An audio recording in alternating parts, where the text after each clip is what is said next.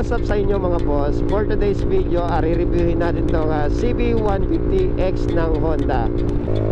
Yeah! Solid sa liguan. Sarap sa pakiramdam na magkaroon ka ng ganito. Banking. Wow! Sobrang gaan lang mga bossing. Ganda ng kanya suspension, no? Hindi ko man lang maramdaman yung uka-ukaan ng karsada. Kung bike touring talaga hanap mo, ito talaga masasabi kong bike para sa iyo. So ang kanyang fuel tank capacity is 12 liters. So malayo-layo na yung mapupuntahan mo dito. So aftermarket, itong visor, then itong side mirror, then itong hindi ko nang tawag dito. Para siyang lever guard. So yung mga bossing, ang nagagandahan ko pa dito, yung nilagay ni bossing na bracket. Ayan o. So dito sa gauge makikita mo yung gear, RPM, gauge fuel, and yung hinatakbo mo. Nakakatuwa naman pinahiram tayo ng ganitong motor. Thank you. Special shout out leader. Thank you sa nagpahiram talaga ng motor na to. Kung meron pa akong extra budget na pera, bibili talaga ako ng ganito.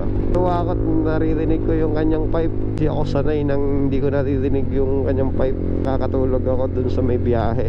Kailangan man naririnig akong ingay. Liko tayo dito. Liko tayo ng Gabaldon. Okay, Baha Gaming. Uy, mayroon pa ditong Pulse. Maputik oh. Oh, ito yung Rough Roads. Rough Roads Gaming tayo. Ito ang kagandahan ng adventure bike. Lampas ng 200 metro.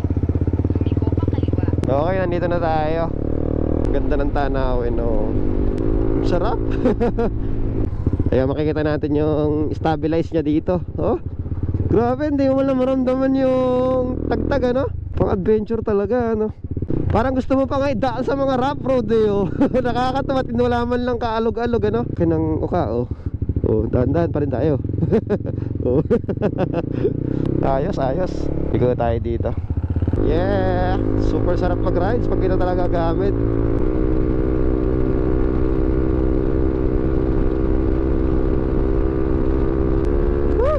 Grabe, sarap. So hindi tayo magta-top speed dito.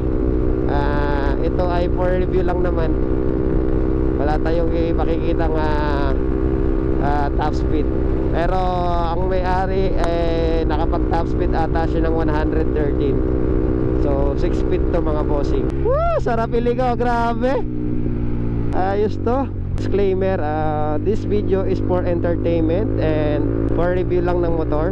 So based on my experience dito sa motor na to. So napakaganda ng specs niya. At ang nagustuhan ko dito yung kanyang suspension. Hindi siya matagtag. Talagang panalo dito sa motor na to. Parang siga-siga mong tignan dito sa may motor na to. Parang ang lakas ng dating, ang lakas ng appeal. Ganda ng kanyang pipe ano, Yoshimura. Ganda ng tunog. Oh, sheesh! Ang lupit!